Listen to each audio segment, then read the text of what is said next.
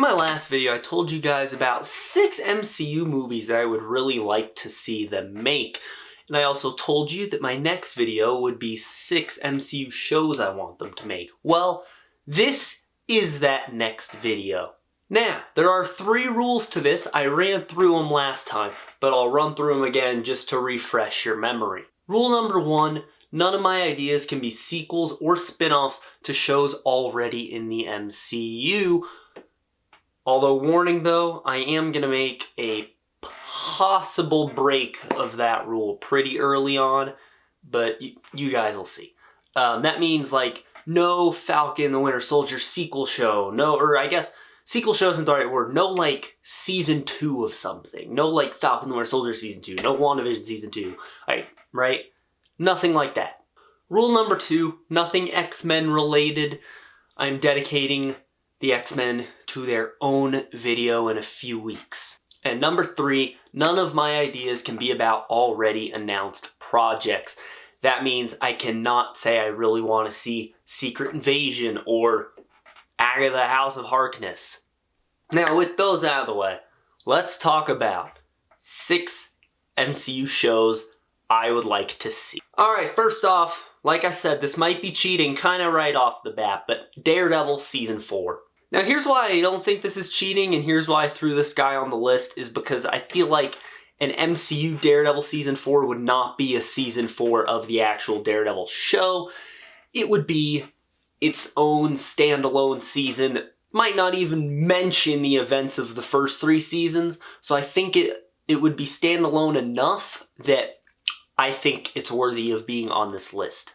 But honestly, whether it's a reboot or not, I just want to see Matthew Murdock come into the MCU. Those first 3 seasons, well, season 1 and 3 are great. Season 2 is good. It has some really good stuff. Mainly with the Punisher. But I just want to see more Daredevil. I mean, we saw him in Spider-Man. We saw Kingpin and Hawkeye, so I definitely have plans with these characters. I think we could see him in She-Hulk or Echo. Definitely Echo. Charlie Cox is ready. Marvel's ready. The fans are ready. All they have to do is announce something. My one worry is that Disney's version of Daredevil will feel completely different from Netflix's version of Daredevil. And I feel like it's kind of a hard show to replicate because I'm not saying the Disney Plus shows are bad. I have enjoyed all of them, but you can see a very clear writing distinction just of how perfectly written most of Daredevil is compared to the Marvel shows. Like, it's one of the greatest superhero things of all time, and I feel like we'll see a difference between the 2 versions of the character. But I will say, on the other hand, Moon Knight really is that step into the gritty world for the MCU. Kevin Feige's even said they're not holding back in this show. So they're definitely willing to test the waters. And if Moon Knight goes well, I could totally see them saying we're going to get a new season of Daredevil. Alright, next up, sticking with the Netflix heroes for just a couple more minutes, let's get into Heroes for Hire. So the Heroes for Hire are Luke Cage and Iron Fist. And this is on the list because I feel like if there's 2 characters Marvel's just going to start fresh with, it's going to be Luke Cage and Iron Fist. Especially Iron Fist, because that show sucks. And I think part of the reason this show could work is because it could partially be an anthology show. I think that'd be really cool. I think The Mandalorian kind of established that this can work. If you take The Mandalorian, Season 1, I'm going to talk mainly about Season 1 here. I think Season 2 is a bit more focused. But Season 1, the first 3 episodes are kind of one story, and then the 3 episodes in between are little individual adventures, and then the last 2 episodes kind of tie back in. I think Heroes for Hire could totally be something like that. You could have this overarching story, but at the same time, you could just have a few episodes of the season that don't connect to each other, that are just about Luke Cage and Iron Fist going around doing hero for hire stuff. I don't think they do that, but I, for one, would be interested in a different story every week of them just going around and solving a new problem every episode. And I think the best way to do Heroes for Hire would just to be not to mention those shows. I think Luke Cage and Iron Fist were the weakest. I know a lot of people say Defenders is the weakest, so I'm kind of going to speak of this more in terms of the solo shows. Although Defenders weird because it had 6 really good episodes.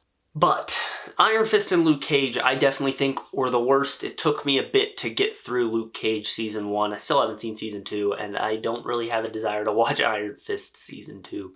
But I think the best thing they could do for Heroes for Hire show is just not mention Netflix at all. Just have Luke Cage and Iron Fist just come in.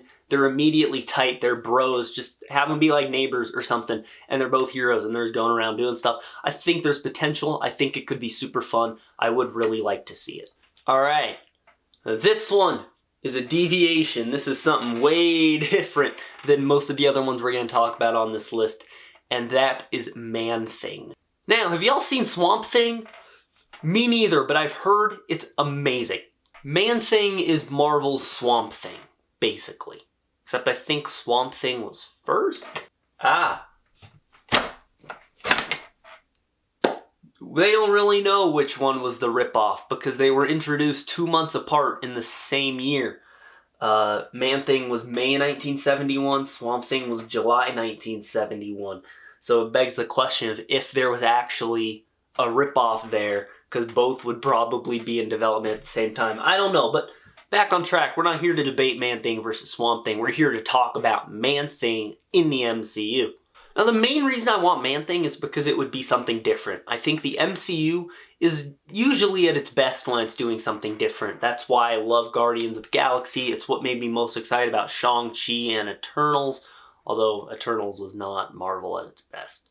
But point is, when the MCU does something different and doesn't feel like it's working its way into a certain mold, I think a lot of times that's when the universe excels. And Man-Thing would be something completely different, but he would also be a good dip into horror. I know Marvel is dipping into horror. WandaVision had a kind of horror element to it, especially the Halloween episode. That was uneasy. But Doctor Strange is supposed to have some spooky stuff in there, so they're definitely dipping in. I think Man-Thing would be the perfect character to just dive headfirst into this sort of horror aspect of comic books. And plus, with things like Werewolf by Night coming, or Moon Knight, this just feels like the perfect time. If we're working our way into that corner of the world, it seems like the perfect time to bring Man-Thing in. There's no better time than the present. And that, my friends, brings me to the team in the MCU that I want to see the most, that being the Midnight Suns. Dark Avengers, get out of here. Young Avengers, I'll wait. Midnight Suns, give me them now. So the Midnight Suns are a supernatural team that deal with supernatural threats. It's a pretty smart team up, and it often has members like Moon Knight's on there, Ghost Rider, Dr. Voodoo, Blade. They've had Punisher's been on there sometimes. I think Wolverine's been on there. It's a superhero team. You know, they cycle members. But it's a lot of characters, you know, akin to that. And Wong usually is the leader of the Midnight Suns.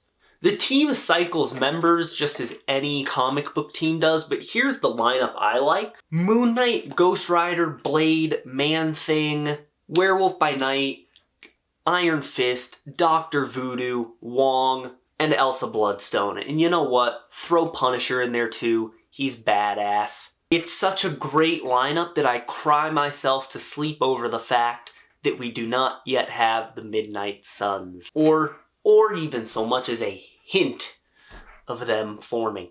Now, coming out of Doctor Strange and the Multiverse of Madness, I do think Marvel is going to want to try to build towards this team. We're getting the Werewolf by Night Halloween special this year, I'm pretty sure. Moon Knight releases soon, Blade's coming. I hope Ghost Rider, Man-Thing, and Iron Fist show up soon. There are also the constant Mephisto theories and the fact that Doctor Strange is about to have like the wizard battle to end all wizard battles. Wong needs to assemble the damn Midnight Suns because I have a feeling that the world is going to need the Midnight Suns. And I do think this would work better as a show than a movie. I can't really explain why that is, but just in my head, I see the Midnight Suns on Disney Plus more than I see them in the movies. But let's move on. Enough Midnight Suns talk for now. But to stick with superhero teams for this next one, I want to hop into the Thunderbolts. So the Thunderbolts is a team assembled by Thaddeus Thunderbolt Ross, who's played by William Hurt in the MCU. And they go on missions, and I think there's potential for this to be Marvel's answer to the Suicide Squad. No one cared about the Suicide Squad in 2016 because the movie was ass. But now, after James Gunn made the Suicide Squad and is now making Peacemaker, and we have the Suicide Squad game coming out next year that also looks terrible, why would you not want to capitalize on that? And Marvel can be like, hey, here's our supervillain team. There's so many surviving villains in the world too. Zemo's still out there. He's like a key member to the Thunderbolts. I mean, have you seen just how many characters they like keep bringing back and how many villains have survived? They have plans for these guys. I don't know if it's Dark Avengers or Thunderbolts, but they have plans. Or both, who knows? Yeah, nothing more to say here, although, as I mentioned Dark Avengers. I think Marvel's gonna go the Dark Avengers route more than the Thunderbolts route. But hey, I think Red Hulk is showing up anyway. I am really looking forward to seeing Red Hulk. He'll probably be in She-Hulk, because that show seems like it's gonna be the closest thing we'll get to Hulk into the Hulkverse. It's gonna be a Hulk palooza over there. Last and certainly not least, I present to you the Young Avengers. The reason I want this so badly as a series and not a movie is because I like the idea of having one Avengers team in each medium. You can have your new Avengers, kind of your sequel to Avengers Endgame in the movies, and put the Young Avengers on Disney Plus, especially since like all the Young Avengers that have popped up so far have been in the Disney Plus shows. Let's just keep them on Disney Plus, why don't we? Give us one Avengers team for each, I'll be happy. And this is totally a team Marvel's building towards. Like, they're not even hiding it. Billy and Tommy, who are Speed and Wiccan, or Wiccan and Speed, they're in WandaVision. Patriot was teased in Falcon and the Winter Soldier. Kid Loki was in Loki. We're getting, Cassie Lang as Spectrum? What's her name? I think it is. In Ant-Man and the Wasp, we're getting America Chavez in Doctor Strange. We got Kate Bishop in Hawkeye. Like, there's so many members that I wouldn't be surprised if, like, this year they just announced the Young Avengers show. I just really want it. I think that'd be cool. One Avengers team in the movies, one Avengers team on TV. Give it to me. And give me more Haley Steinfeld with a bow. In fact, just give me more Haley Steinfeld in general. Well, there you guys go. Those are the 6 MCU shows I would like to see. Do you agree with my list? What are some shows that you would like to see in the MCU? Let me know down in the comments below. Also, leave a like on this video, subscribe, click on the bell icon to receive all notifications from the MCU HQ. That's going to be it. Have a great day, guys.